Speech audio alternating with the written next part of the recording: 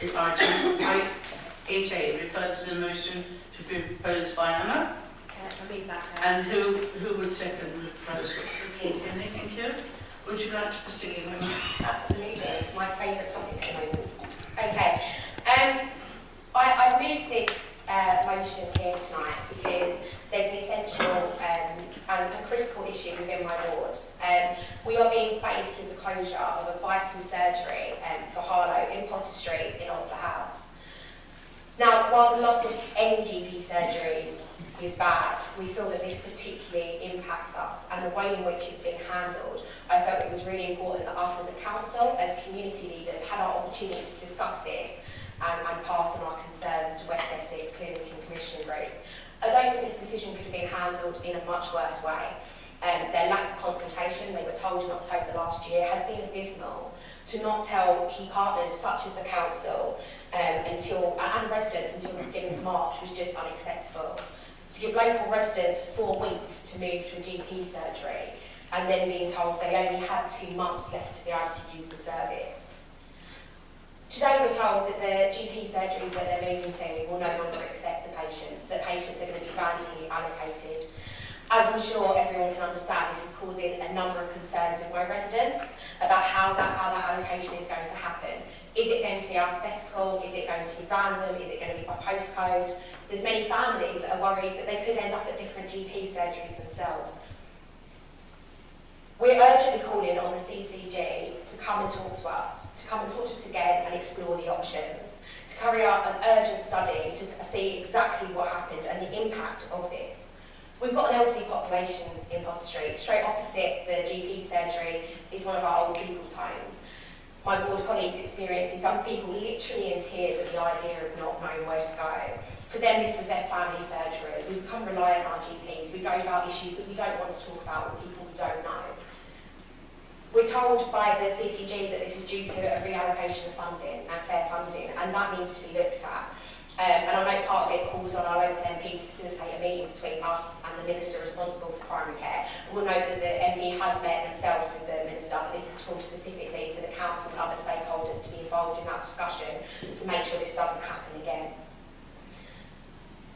I was really horrified to realise this week that after weeks of conversation, we had a protest, we've had some of the officers from the CCG come in and meet with the council, and they're telling us that there's no options.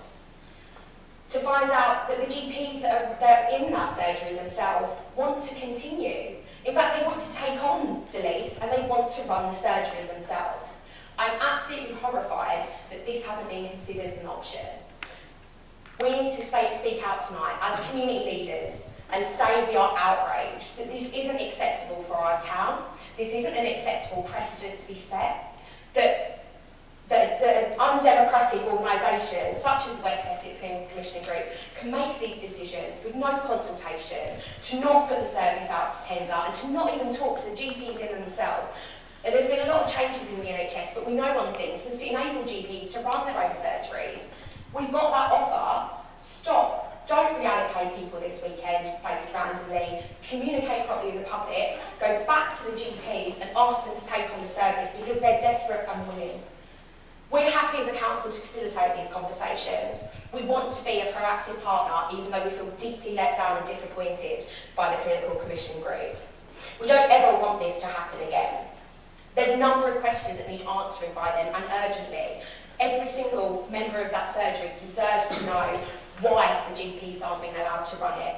They deserve to know what's going to happen with their data. The practice currently is saying they're leaving at the end of the month. What happens to their notes? What happens will that move forward? Because we're being told they won't be able to be transferred in time. How will patients be allocated? Will families be kept together? Will sensible solutions be looked at to try and do this proactively? And importantly, how do we provide travel? How do we provide travel for those that cannot get to the other surgeries? Harlow is linked across. We need to be able to not just say, take 2 buses in and out when you're ill. We need to say to those vulnerable residents, that CCG will look after them and provide that travel. Could you go to Absolutely, I'm finishing up to my last point. Thank you, Chair. And vitally, we need them to stop the misinformation. There's been lots of talk about Harlow Council owning the building. We do not. It's Harlow Health Centre Trust. And let me say absolutely fundamentally tonight, we had no plans to demolish that building, and any reports from their minutes were misleading and unhelpful. So I urgently call for them to reconsider and allow my colleagues to contribute. Thank you very much. Tony, would you like to speak? Can I reserve my right to speak to hear what my colleagues obviously say first? Thank you, Madam Chairman. This month, we should have all been in celebration at the news that Princess Alexandra Hospital was out of special measures. Instead, all councillors are left feeling very concerned about the West Essex CCG decision to close Osler House. The decision came as a surprise to the whole community. There was no prior notice of the closure given to anyone. Patients, user groups completely left in the dark.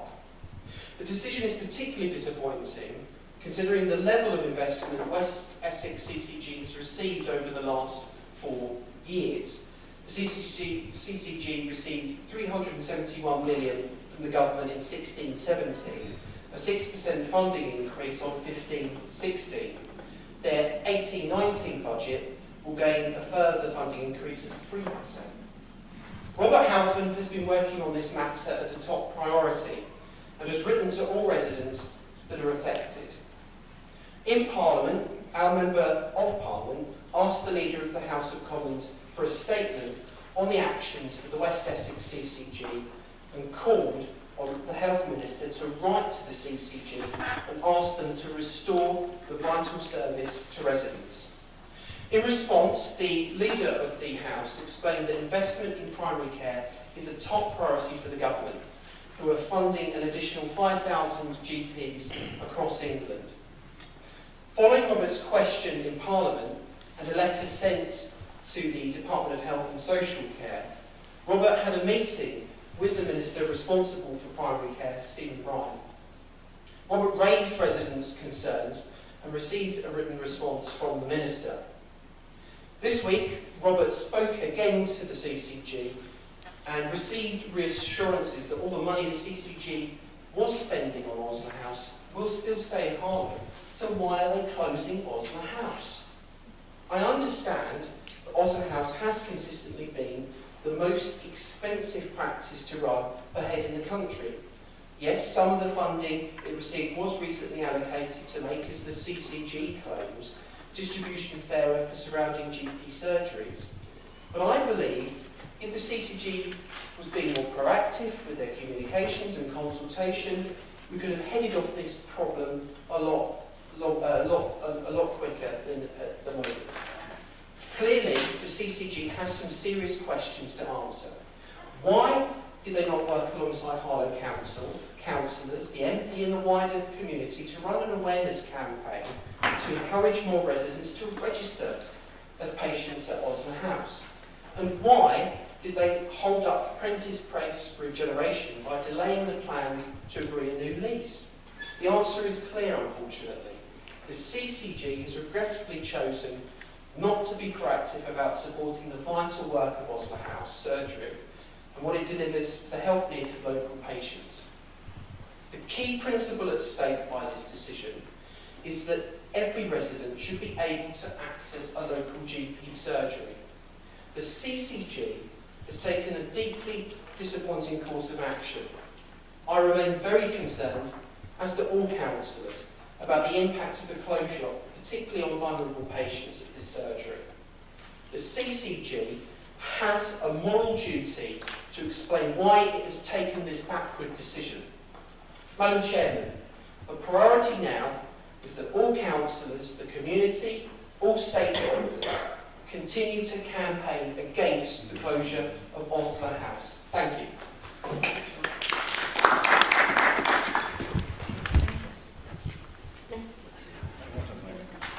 Wader.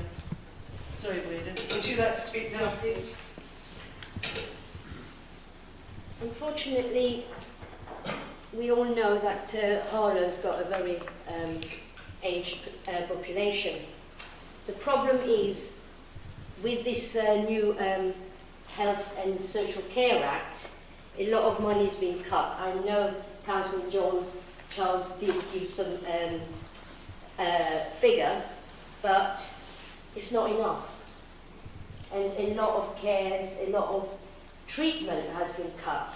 And what worries me is, because in Harlow there's 40% of deprivation among the districts.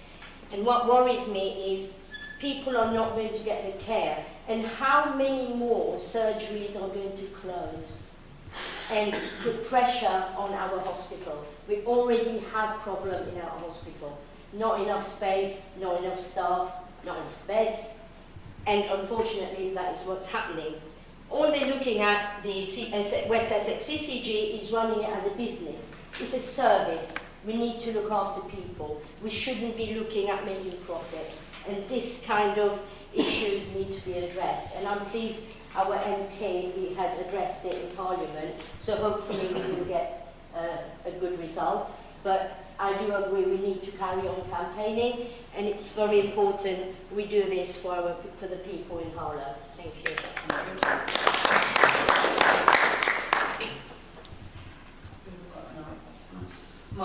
Mike Douglas, please. Oh, thank you. All I'd like to say is I just cannot take the crocodile tears from the party opposite.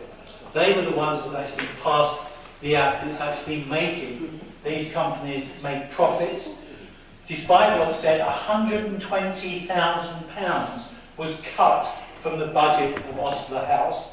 And they're not my figures, they're the figures that have been provided to us. Look them up if you want. They're not making a profit.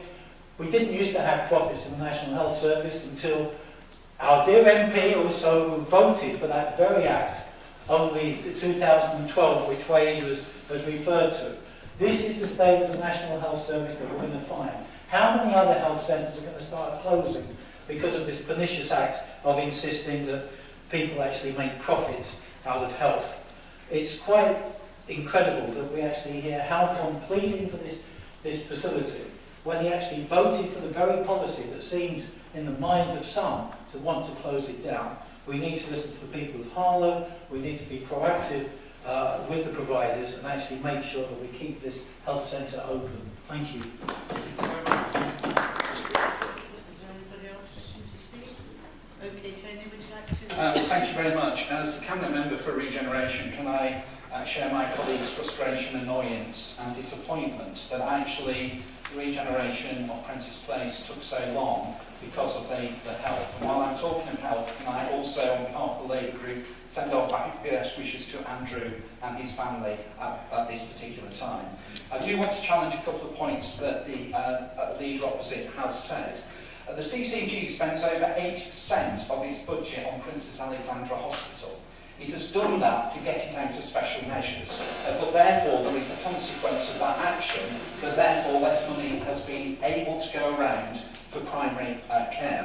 We also know that the reason why Osler House was more expensive, as my colleagues have said, is because it was a private company, and a private company runs it. A private company runs the weekend services and the late evening services that you can get at Keith's House. So there is more money going out for profit than should be coming in for public services. What we want to, I welcome this debate, and I'm appalled that I'm having to stand up and defend something that is not defendable over this particular issue. We need to send a very clear and precise message to both the CCG as well as our political masters over this. Because this does not just have an impact on local people in Potter Street, it has a wider implication to the wider community. And if we allow this surgery to close, what other surgeries are going to follow? We know that Sydenham House has only a couple of GPs. We also know Barbara Castle surgery has a couple of GPs, and the age profile is indicating that these GPs will be retiring within the next couple of years. We know there is a huge problem about recruiting GPs. So at this moment, we should be concerned as a wide community about the changes that are taking place. Closure has consequences. It affects not only the local people at Potter Street, but the staff.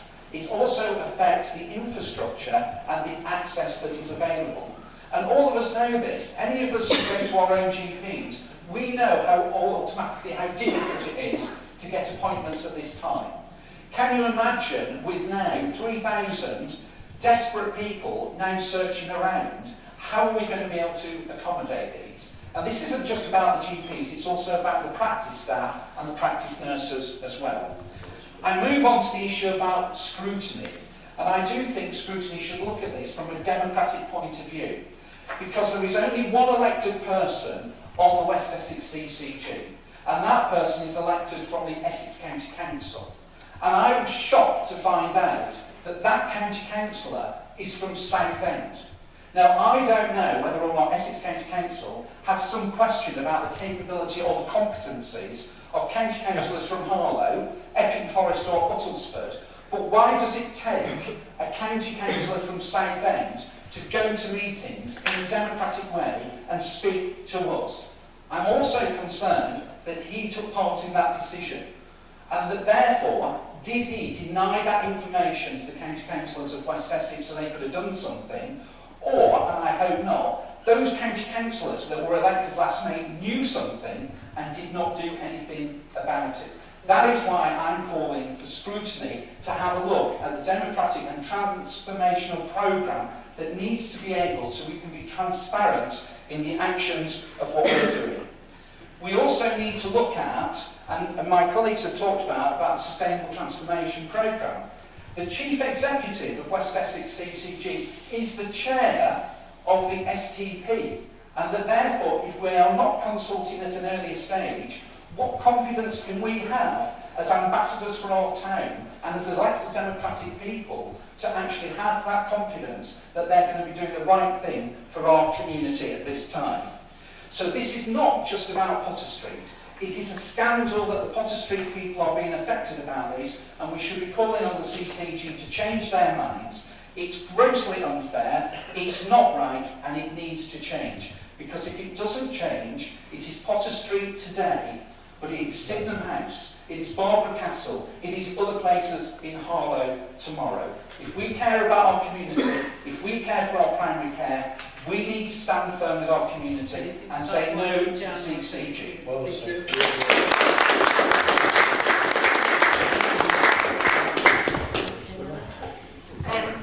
Thank you, Chair, and thank you to everyone that's contributed to the debate tonight. In our motion, we talk about how we go forward and how we look at this situation that's happened. And I'm not going to dwell too much on what has happened in the past. I think that's something we look at when we've done fighting, and it isn't something I'm going to waste your time with doing tonight, although it cannot happen again. For tomorrow marks an anniversary. It marks 1 month left of a GP surgery in my ward. 1 month tomorrow for residents to get local care. 1 month for the most vulnerable to be able to see their family GPs. And 1 month less for us to save this. So I'll be writing to the chair of West Essex CCG this weekend and inviting them to come meet with us, come back around the table, stop seeming as if you don't want to review options, as if this is a done deal that you've never bothered talking to anyone about. Come and talk to us. Come talk to the GPs who want to take on this surgery. Let's come together in 2 days' time and hope that in 2 days' time, I hope that in a month from then we will still have a GP surgery. I don't want on the 1st of May to wake up with vulnerable residents, with elderly, with those with learning and physical disabilities, not having local service. I don't want the other residents of Harlow who GP surgeries are already under immense pressure, but under even greater pressure by having to take the load from Osler House. 3,500 people use that surgery. We've got to remember the fundamental principle of the NHS. It's free at the point of use. We pay into it for our national insurance, and it should always be people before profit. So I stand here tonight because I stand here for the 3,500 residents that I have, that have had no voice, that haven't been able to have their say, that are frustrated, that are angry, and that are most of all scared. So I'll be asking the CCG, come back around, re-look at this, because I don't want to lose my doctor's surgery, and I don't think many people do.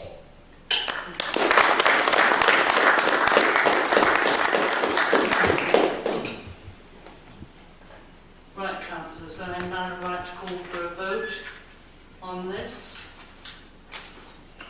All those for?